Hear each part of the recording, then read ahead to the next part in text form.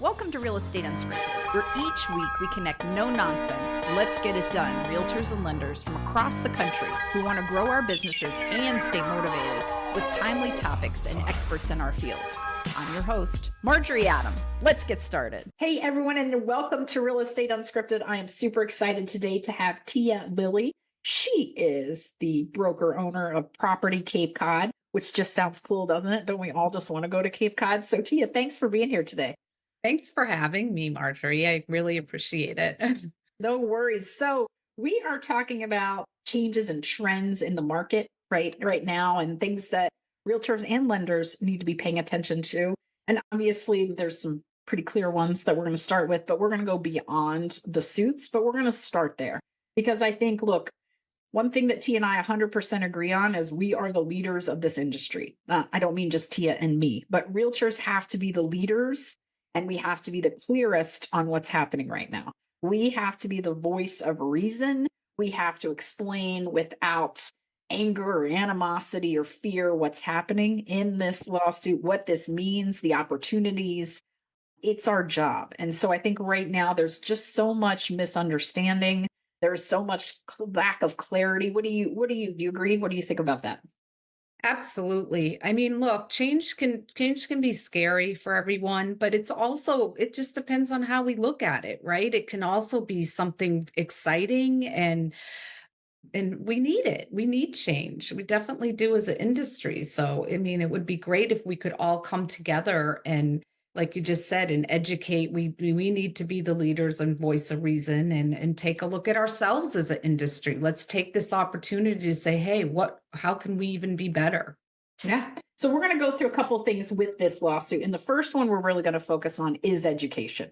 I think you and I feel very, very strongly that we need to be educated, but I think education in multiple levels, right? Not just on the granular, I'm the realtor level. So give me your thoughts on education and I'll share mine. Okay.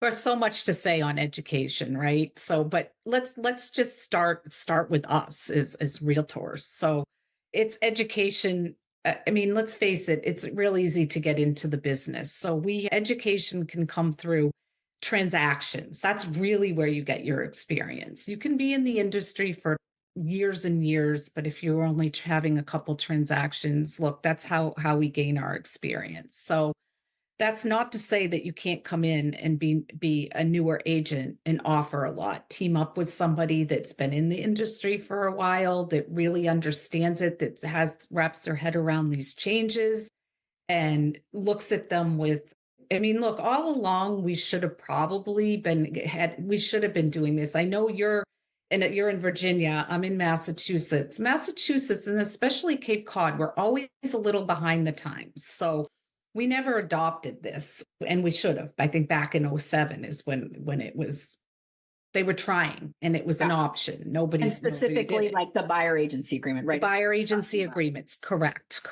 So, but I do think as far as the education piece of it, as in the industry leaders, and like you said, not just you and I, but all of us together need to educate the public because it's just a lot of misconceptions out there right now.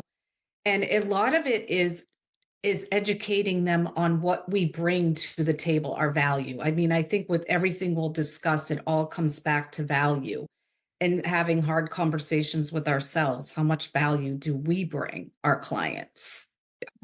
Do we need to educate ourselves more? What are we doing? How do you feel at the end of a transaction? Do you feel like, wow, they had me representing them, I did good by them? Or are we just collecting a paycheck and looking for the next person? Yeah. I mean, I think that's absolutely. So I think, yeah, I mean, if you look at it as levels or tiers, it's our education. And then you're absolutely right. We have to educate, and that's always been our job. So this isn't new, the buyer on the process and, have this consultation, which I'm still surprised. And I don't know why it was so rare across the country to do a buyer consult. I've done one always. So I think that if you really boil it down and you think about this as a realtor, no one listed a house without a listing presentation of some sort. Let's even just say a listing agreement, right? You didn't list a house without an agreement. How great your presentation was and how much you had to prove your value, who knows? But you had a listing agreement. But the buyer agency agreement was like, I didn't do that. And I'm like, well, it's half the job. So now you have to. But so you've got to educate the buyers on, especially think about it. So let's say in Cape Cod, where it wasn't common, and I'm not blaming anyone. In our office, it was required. So it's been done that way. But let's say you've never done it. But remember, you as a realtor have never done it. Your entire area has never done it. So you are going to, someone's going to call you, Tia, and say, hey, I want to buy a house with you, either again or for the first time. And you're going to say, oh, hold on.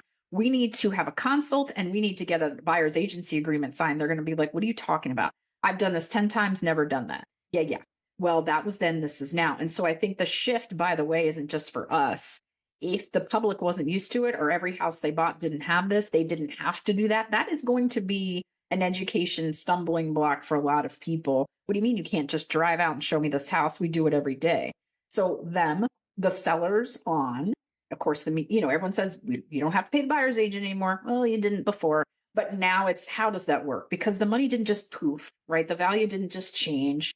But then I'm going to argue as well, and you talked about this, as we go up, it's the brokerages that have to be educating their realtors, their agents, right, on proper ways of doing things. And by the way, the old way's gone.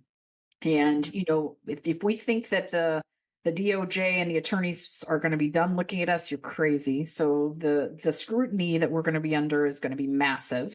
And then it's, for me, I'm in Virginia, the state association level, the national association of level. There is a lot of coming together we all need to do. I'm still hearing, oh, if NAR had done this or this state or this company had done this. All right, we're past that now, right? Like that's old news. So education to me for any realtor who is not, like, there's so many things you need to read. Like if you haven't read the NAR report and the lawsuit summaries, you have to do that. You have to know these things and what's happening in your state. What is your office requiring? What do the new forms look like? Because by the by, if your forms haven't changed, they're gonna, right? Like California made it a whole day before the DOJ and watchdogs came in. So I think this education is massive. And if you're just starting, you're behind. I mean, I don't know another way to put it.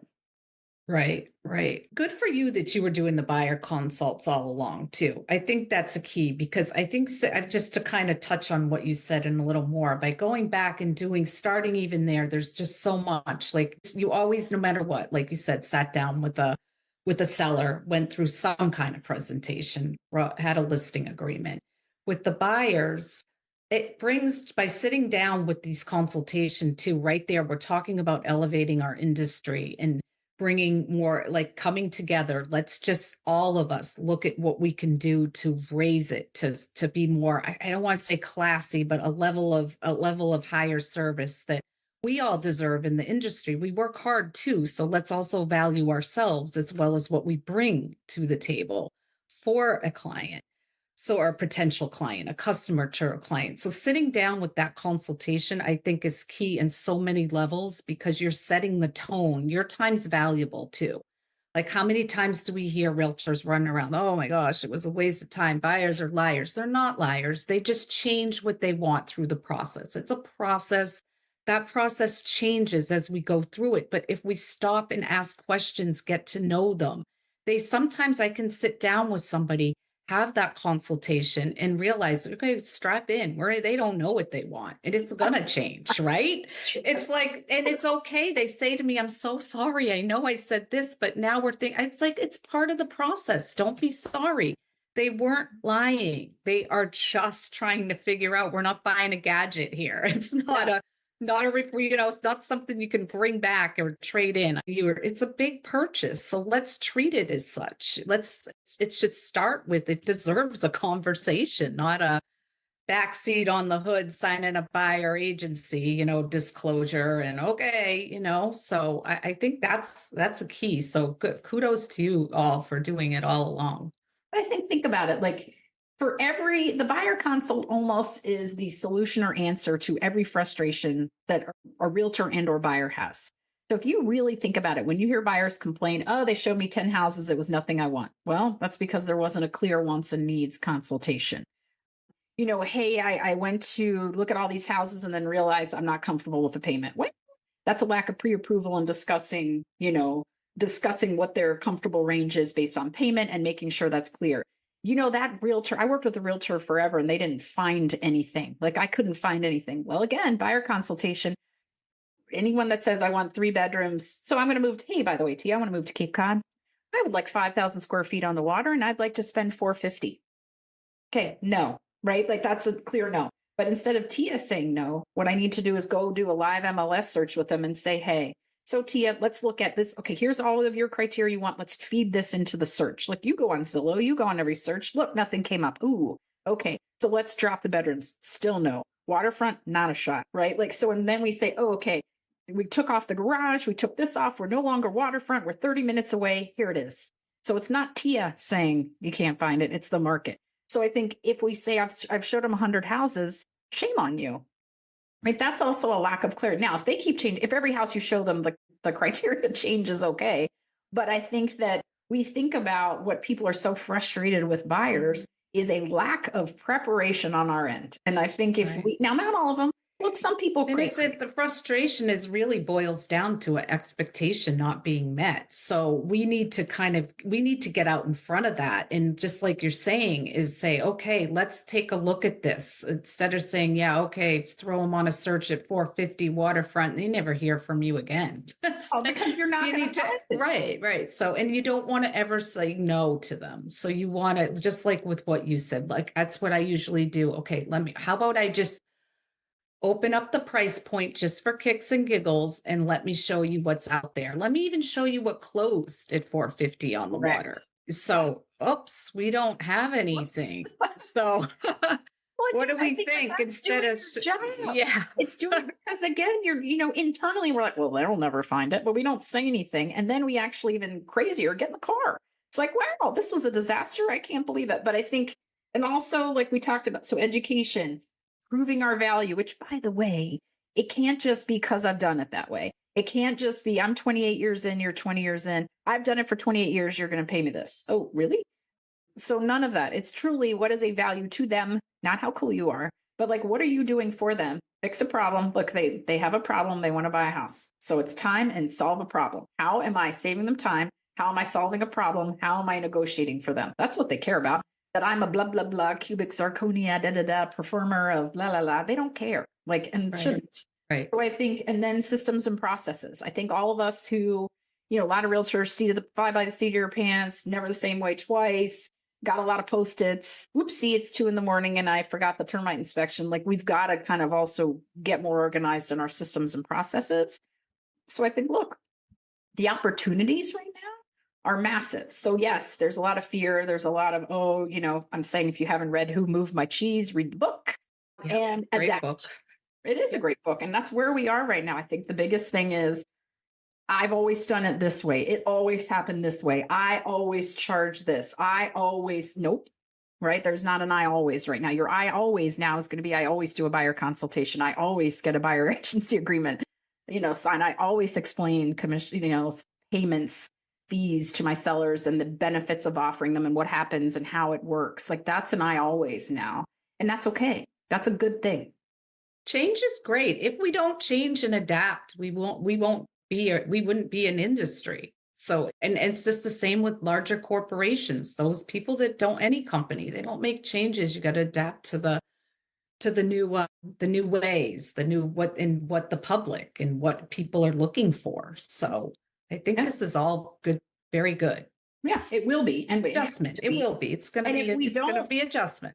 If we don't make this a positive, clear change, it's not going to help us, right? Like, again, I think everyone can have their, you can go home and sit there and think of what it used to be and, really lament it and then get to work and realize the old way, there's no workaround. It's a work through. Like, I'll keep hearing, well, we could do this. No. Like, this is how it's going to work. This is how we're going to move forward, right? Or we're going to face continued lawsuits, scrutiny, anything else. So it's sort of like, okay, this is how it is. And then we're talking about like changes. So a big one for me that I'm working on figuring out is the portals. So if you were a realtor that did a lot of cold leads through portals, this is not bashing you. So a lot of people have really strong businesses on it. Not something I do. I know it's not something you do either. But, before you could sign up and pay X dollars for a zip code on Zillow or whatever it was, right, to be featured or all the different variations. and someone typed in, I want to see 123 Main Street, and popped over to you and maybe two other people, and you would rush out and show a house and sell them a house because obviously the compensation was in MLS and it was guaranteed. That's a big change now. So I know like Zillow introduced a 7-day showing agreement. Oh, I don't think those are going to work. So really interesting for those business models that relied a lot on cold generation of leads to capture and, to go work with. I can't just show you a house anymore. You've got to have a signed agreement, I think is going to be a massive change. That to me in the next year is going to be very interesting, how I frankly think they're going to morph and already have started to really collecting more from listing agents, right? You're going to have to pay more to have your properties listed there for compensation. But I think that's going to be a massive shift in how business is done, big teams, whatever it may be. What are your thoughts on that? Absolutely. That I think I see that as the biggest change, that it's going to adjust for everyone, because buyers right now aren't used to that. So how we educate them, because off these portals, right, you just run out there, you show a house. So, but again, it comes back to, it really, like for me, and I think I can tell for talking to you, it's the value that you bring. If you need to set also that you have something to offer them. I think sometimes just running out and not talking to them before you get to the house devalues our service. So there should be somewhere a conversation. So I'm coaching, because I do have a couple agents that have used some of these portals and do, to even try to get to the office or set the time earlier so that you can chat with them. Hey, can we just go? That's what I used to do when I built my business on buyer agency. If the office isn't convenient to where you're going to, just say, hey, can we meet at the coffee? Just pick a coffee store, pick somewhere where you can just sit with them, because you're setting the tone for what this is a house. This is not a, picking out a kitchen appliance, or it's a big deal. So, and you want to connect both ways. You want to also make sure, especially in these times, that this is someone you also want to work with and you want to feel each other out, because I also coach my team on that. If you have any red flags, listen to yourself, come to me. I will try to work with you so you're not, it works for you as well. Don't go down that road, because our company philosophy, we're probably a lot different from you. We're not as, in a lot of the corporations, I get it. They have to have a lot of structure. They have a lot of agents, and we're ultimately, like, I'm a broker owner, so I'm ultimately reliable for what my team does or doesn't do. Right. Yep. So, but our philosophy, like I'm really particular about who I hire. We are driven by enriching people's lives one connection at a time. And we all love what we do. We're super passionate about it. So I don't worry as much, because I think if we're putting the value, if we value what we bring, I know we bring a lot of value to our clientele. We do a lot of repeat business, lots of referrals. That's our main source of business, 90% of it. We don't do a lot of advertising. So we feel good about what we bring to the table. We know that we can be proactive, and it definitely comes a lot from experience too, because I brought on agents, not usually a hire with experience, but I have taken a couple on that aren't, and they work with experience. So they have that behind them, because you're 28 years in. If you're coming up, if it's just, you have a lot more experience than somebody new. So that is an added value, and we're all been getting paid the same essentially. So I see this as an opportunity, because we're not all right now worth the same in value, if that makes sense. I mean, we It's weren't just, ever, but we weren't ever. No, that's what I'm saying. Yeah, exactly. But I will say that, so with the portals, like you mentioned, it was always been smart to meet them. Like it's always been a good practice to not just run out and show, but the biggest difference is you can't. So now you cannot just show up and say and not have the buyer agency discussion, because again, the clarity in the legislation is you must have a signed buyer agency agreement before showing the house, right? So you can't even show up there. So now the hard part is whether you get on Zoom or whether you get whatever discussion you have, it's not even just that it's good business practice or smart or safer or everything else. It's that literally it's required. And I think, look, if we think they're not going to be quote unquote shoppers that are saying, hey, just come show me this house, and you don't have a discussion. And plus, think about it, you have no relationship. So if I just jump in the car and show you a house, Tia, and then go, hey, cool, I'll write you a contract. There's no more procuring costs. That used to be, oh, I get paid for that. That's gone. And we don't, hey, you don't work for me. You show me this house. I'll just call the listing agent. I'm sorry, there's no agreement. We have no brokerage agreement. I don't owe you a penny. So I think the whole shift in the reality is going to be a lot, right? Like, I think that it's not just smart business, it's required business. It's required, but I can see still, that's why I bring this up, because I can see with these portals that they do go out there and still with, let's say, we'll just call it a portal. Yeah. So they go out there, they still meet them at the house. They still show up a little bit early, but they say, in order for me to show you this house, I need you to sign this agreement. This is the law now. It's mandatory. Well, they're going to want to see the house, right? So it's going to be a little awkward, I would say, if you're approaching it from that standpoint.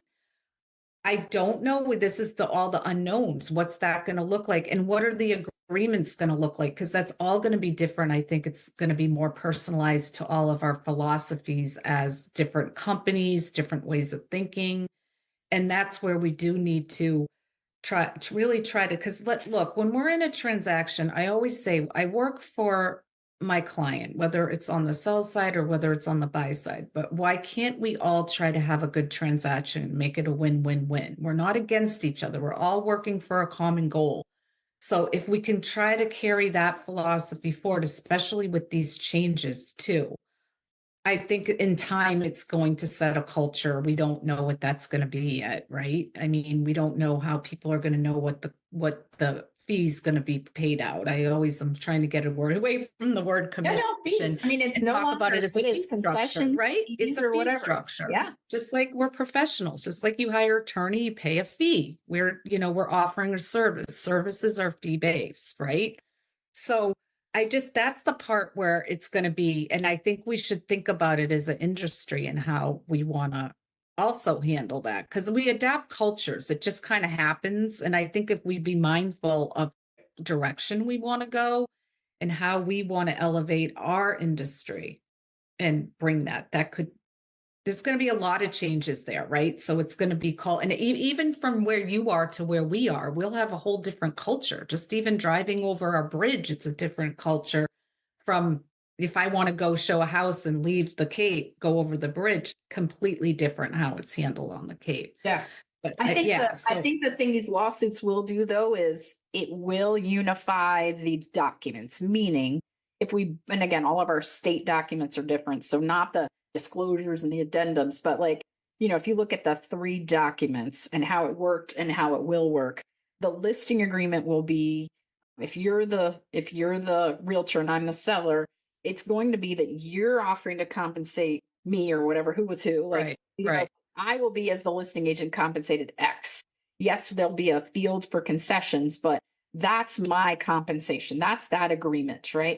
And then there's the buyer agency agreement, right? Now, people are like, well, this is the same, but here's the difference. The buyer agency agreement says, I'm going to, as the buyer agent, collect X. Right now, I might collect it from the seller. I might not, because if they're not willing to pay it, I got to collect it from the buyer. The place that it's clear is going to be in the contract, because I think where people are still really confused is they say, oh, I'm going to reach out to the listing agent. So if you're the listing agent and I want to show your house as a buyer's agent, you say, absolutely, my seller is offering concessions. Sure. And I go and sell the house. And if I don't write it in the contract, I have nothing. I'm not correct to be paid. Right. And I think so right now that really decoupling. So are you asking, this is a question to you. Are you asking what they're offering out when you call? Let's just say hypothetically. So yes. So because here's why. I think, no, not even just hypothetically. Now we're August 5th. The country is August 14th. So our MLS shifts completely August 5th. So will I be asking? Yes. But I think yes, I will. I will, because if I'm going to go show 5 houses, let's say, I will say, is your seller offering any compensation or any fees? And look, whether you are or not doesn't necessarily change what I charge. It doesn't change what I charge, but I have to know the expectation that you set as the listing agent with your client for a buyer fee, because then how I have to talk to my client also changes. So if you say, yes, my seller is offering compensation and they're offering X, I don't want to get into fixing it, Yeah. then I know. Now, that doesn't mean I got it. I have to write it in. But if I call you and you say, nope, they are not paying you, they're not interested, they don't think they have anything to do with it, then I need to sit with my buyer as well and say, look, we're going to write this in, but we're going to be probably facing some opposition. Or there's 5 offers coming in on this house, and the seller made it clear no compensation is being offered. We're in a multi-offer situation. We're going to have to figure out compensation. Here's what I think we should do. So yes, you have to ask the question, because I need to know how I'm going to properly consult my client, which is the buyer, on how we're going to then collect that, right? Like my goal is, of course, to ask the seller to pay us. So because I've looked at everything, and we're discussion, and it's a lot of discussion right now. So Yeah. at this point, this is my philosophy, how I'm, and this could change. Okay. But it's where I'm at is I would just love us to try to raise our level as an industry. I keep saying that, and just really trying to look at what we can do, because I'm going to encourage, like let's say I have the listing, you're coming in, you're calling me, hey, are you paying out a fee?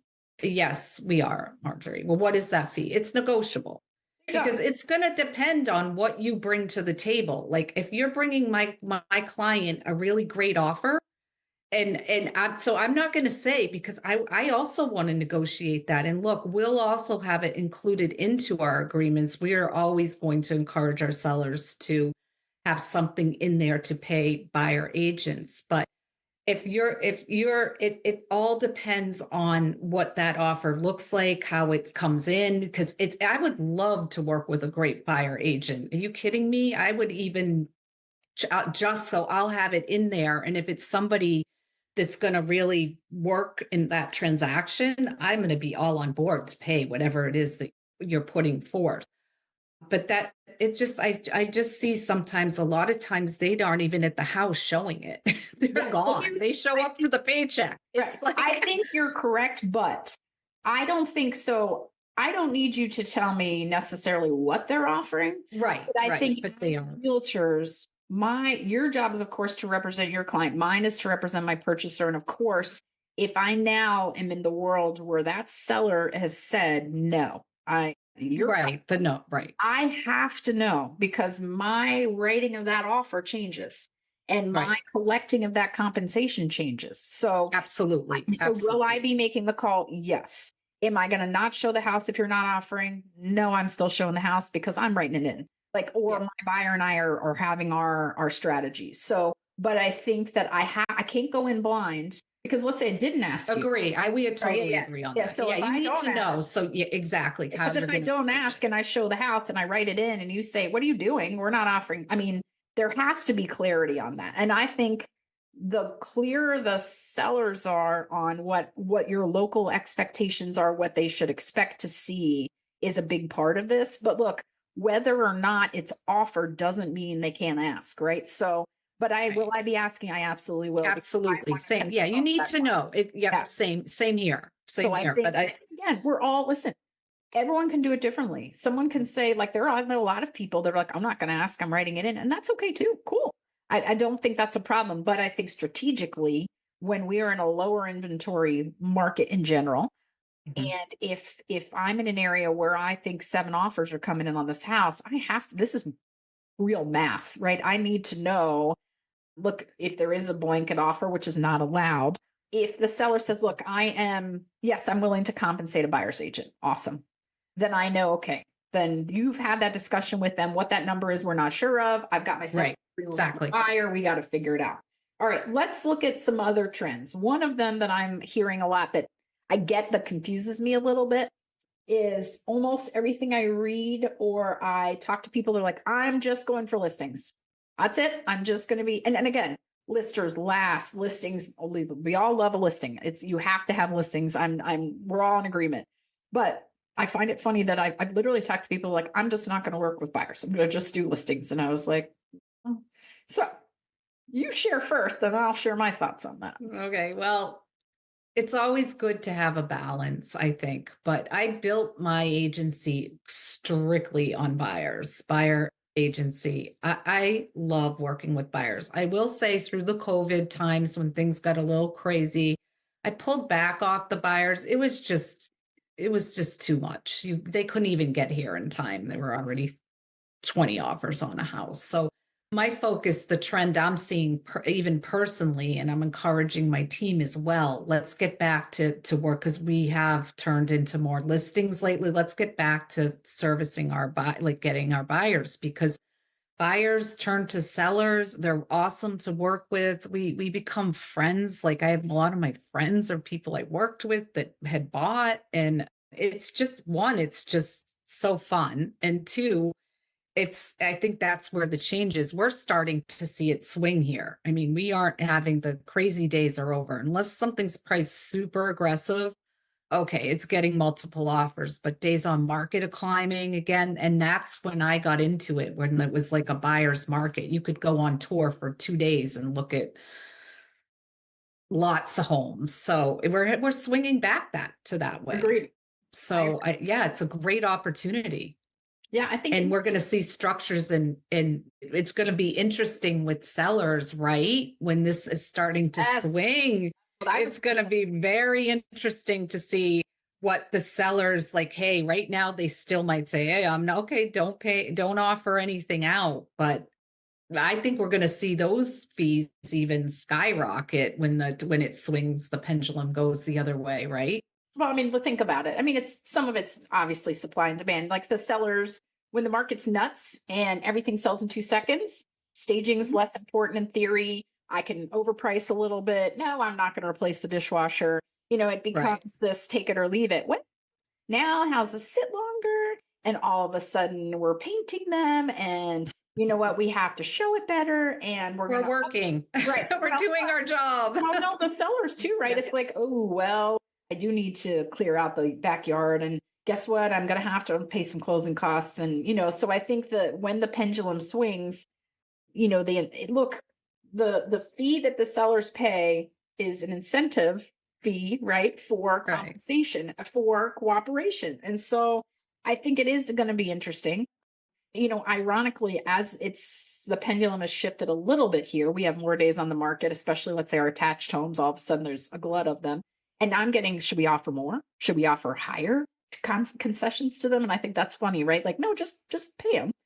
But I think that's going to be the interesting thing. So I do also think we're in a limited inventory market. I don't know when that changes. I think everyone going after listings is going to be an interesting phenomenon. But again, the listings are great, but you need a buyer to buy them. So I'm not interested in having a bunch of inventory and no buyers buying it. So I think we got to raise our levels of service to both. I think we have to have clearer presentations and value to both. I think that, I agree with you. A buyer becomes a seller. Look, almost always when you're new in real estate, you get buyers first. Those buyers become sellers. You get more sellers. I think, look, we need to be working with who's moving. So if you have an inventory shortage and you have an influx of people coming to purchase, you need to be taking care of them. So I think this sort of, I don't do this side of the business and I don't do this side of the business has never made sense to me. But I do think that almost everyone in pretty high levels are like, oh, we're fully focused on listings. I'm like, that's good. But so is everybody else, right? So I think that's mass competition. So you're going to have to look, you have two choices: provide way high value, charge less. If everyone's going for it, right? Those are, you either have to do more and really provide more, or I have to not and therefore charge less because I provide less. And so to me, I don't love that as a thought, right? Where it's like all of a sudden I'm going to chase a market down. But I think, look, other trends people need to pay attention to. I told you this earlier. Like if people haven't read the 2023 NAR report, so they put a report out every year, it's very good. And it's the trends nationally. And, everyone who counts on, like you and I both, I'm 90% plus referral based, my past clients, repeat business. I don't do cold leads ever. And I think when you think about it, my clients who moved every 3 to 5 years are now moving every 15 years. That changes the database. It changes clients moving. It changes relationships. It changes business models. So I think that anyone who's not really, look, if you're a realtor and you're not looking at the last couple of years and where your business is coming from and noting that we call it the golden handcuff, right? Everyone who got a 2.9% interest rate, is probably not going anywhere anytime soon. So if we're not really looking forward to who's moving, who's coming into the area, the have to move people, look what demographics are shifting, what neighborhoods are selling, like we have to be paying really close attention to our markets. Where are Right. people coming from? Look, if everyone's moving to Cape Cod from Charlottesville, Virginia, then you need to know me because I can send people to, you know what I mean? Like Right. that's the things we need to be paying attention to now. The opportunities of what we need to focus on. And that's what I would encourage. Look, there's a lot of lenders here listening too, and it's the same thing for them. Like if your refi boom is dead, because right now, let's face it, unless rates go down a percent or whatever that magic math is, I'm not a lender, and you have that business, and if there are fewer purchases, then you need more relationships, right? You need different things you need to be focusing on. You need to be looking at your trends. If your past clients as well are moving now in 15 years instead of 3 to 5, then you've got to be really paying attention to what niches or markets you need to get into. You have to be looking at your value because let's face it, we get shopped, but they get shopped to the end. Like once we've got a listing agreement or a buyer agency agreement, generally the shopping stops. For lenders, it can go for, you can think you're done and they're like, nope, I went somewhere else, right? So that value can't just be a rate, right? And if they're rate shoppers, you'll never prove value, but they have to have their consults. Now they've been doing them a lot longer in some way, shape, or form, right? So quite frankly, Right. any realtors listening, maybe get together with your lenders and find out what their consults look like. What do they do that's really effective? Because you think we get shopped. Whew, they get shopped more than we do. And by the way, joint education, because the way the process changes as well. I mean, we're going to get to the point, if we're not already, that if you're the lender, you're going to call me and say, hey, I need your buyer agency agreement because I need to talk compensation with this buyer, right? They need to understand the math. If the seller is unwilling to pay, how it's going to get baked in or added to or paid out of closing or whatever the scenarios are going to be. So I think that's all things we all need to be really paying attention to as industries as well.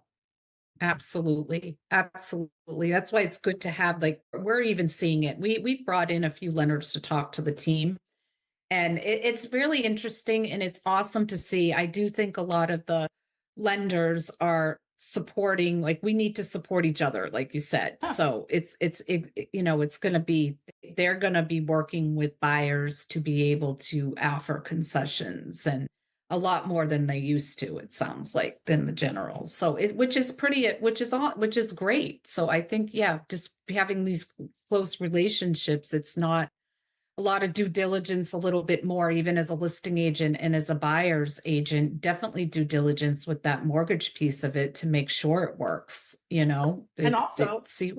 how can lenders support realtors? Let's be Right. honest. Yeah. Because if you think about it, Yes. there's always been this, it's always funny to me. Realtors are like, well, I send all my business to my lender and he doesn't send business back. Well, because generally they will get it from the realtors, right? So it's much less opposite. I think as things change, more and more people might start with the lender.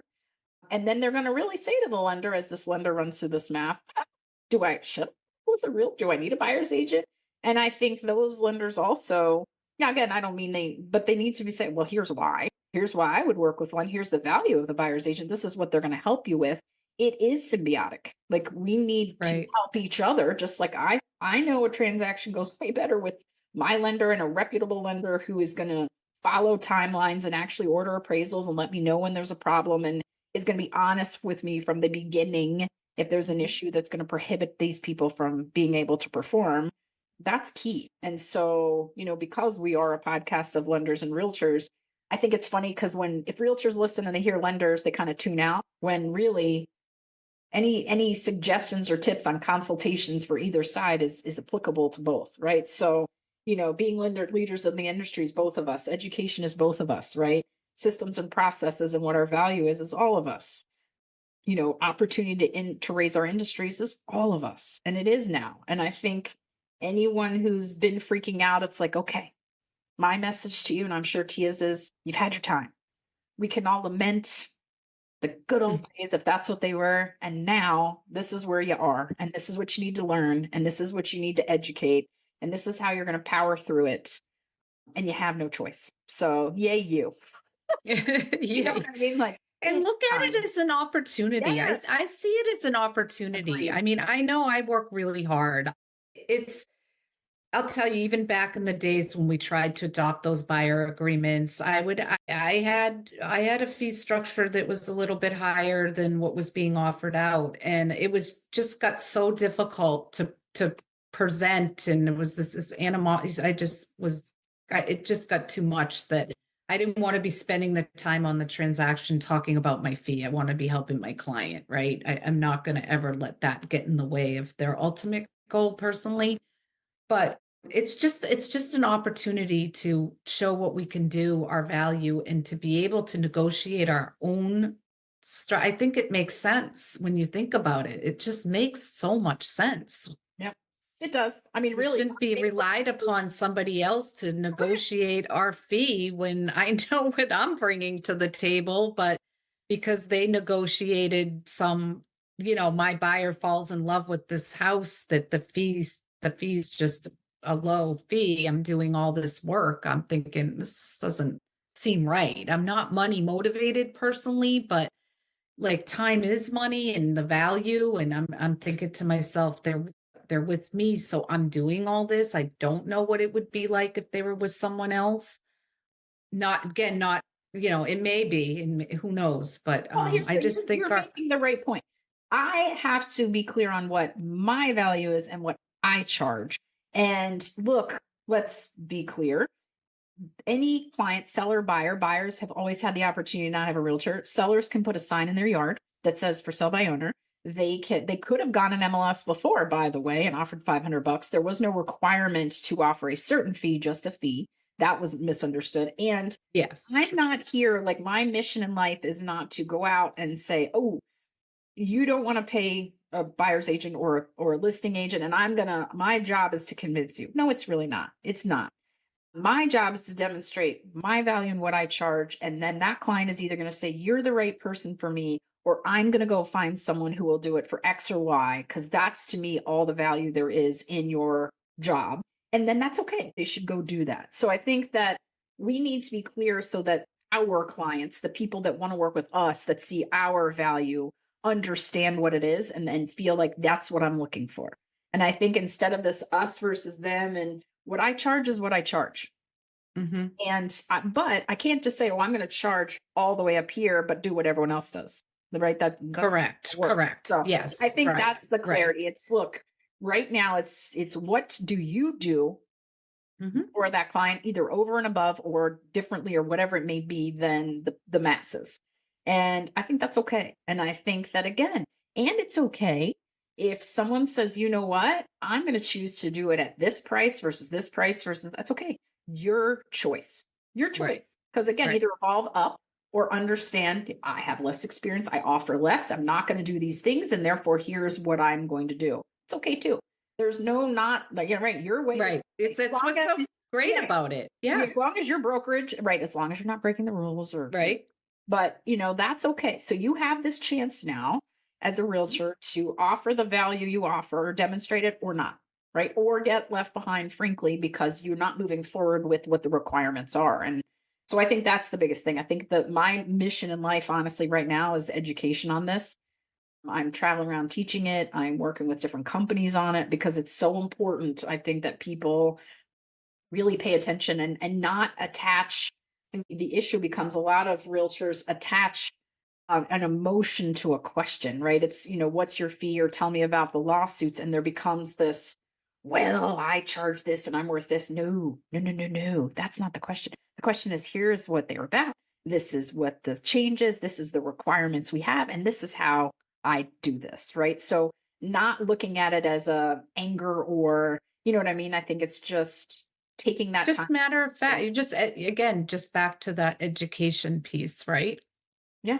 So I think we have an opportunity now as brokers like you, brokers have a duty and an opportunity to make sure your realtors, one, are compliant, understand, create their value and follow the rules. Because I think the big, big, big upcoming problem for brokerages are going to be if they don't adopt, make changes to the forms, follow the processes, there will absolutely be continued litigation. Like, I just think this is just the beginning, not the end. So the sooner we comply, the sooner we adapt, the sooner we move forward and take care of our clients and get out of the mess of noise, the better we're Mhm. all going to be. Right. So I think we as an industry from the top down, right, have this opportunity right now to move forward and just take care of our clients. Look, we all just want to take care of our clients. I want to take care of my clients who need to sell. I want to help my clients who need to buy. I want to work through that, all the stuff, and do it in a compliant way moving forward. And that's the way we need to look at it. I think sometimes that looks different for different agents, though. So, I mean, I encourage people to stop and take a look at, just do a check with yourself. Okay, what value, just go through your transactions so far this year from your buyer transactions, particularly what we're talking about, and just look at what value you brought. Like I will say, when I was new, I will full disclosure, I really learned through my clients because I made so many mistakes. And I'll tell you, I never made it again though, but I did make a lot of them. I didn't really have, especially I got into the water niche here on the Cape, and it's such a different transaction than a regular straight out sale. I made so many mistakes. Like, it was a point where I would be in tears, crying. Like, maybe this isn't for me. I'm terrible at this. But I just said, nope, I'm going to really educate myself and learn. And so it was through the clients. So I asked, because did I do those clients a good service back when I was new? I don't think so, if I'm honest. So Well, but I tried. My heart was in it, but I tried, but I didn't know. There is a nuance that even today, right? I mean, I would say, I don't know how many transactions and 28 years later that something happens where I'm like, well, that's different, right? You right? learn all the time. Correct. Right. But I think for all of us, again, we aren't one size fits all. We weren't before.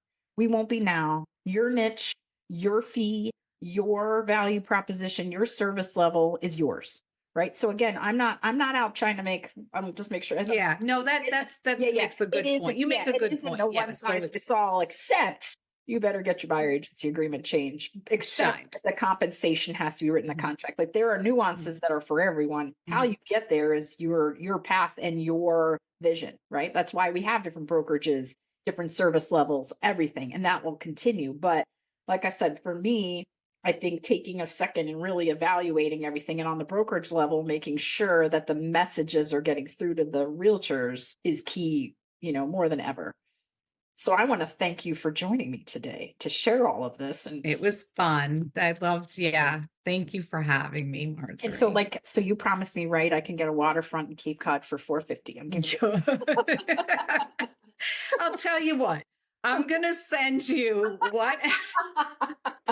I'm just kidding, but I know as you soon are. as you said Cape I know, Cod, I've had it. I just had a call for that recently. Well, of course you do. I had someone call me a week ago, say, I heard I could get $1,000 condo. And I said, to rent? They said, no.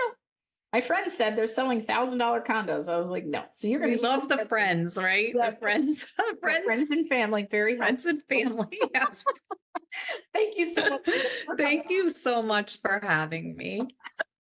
Real Estate Unscripted is sponsored by Alcova Mortgage. Alcova is committed to simplifying the mortgage process. Check out the tools we offer to realtors and homebuyers at alcova.com/realtors. Alcova Mortgage, Equal Housing Lender, NMLS ID number 40508, NMLSconsumeraccess.org. Before we go, please show us some love by subscribing on your listening platform of choice and leaving us a review on Apple Podcasts. Make sure you share this with your friends and be sure to listen in next week. Until then, this is Marjorie Adam. Don't forget to check out the show notes for a recap. This podcast was made possible by listeners like you. Thank you so much for your support.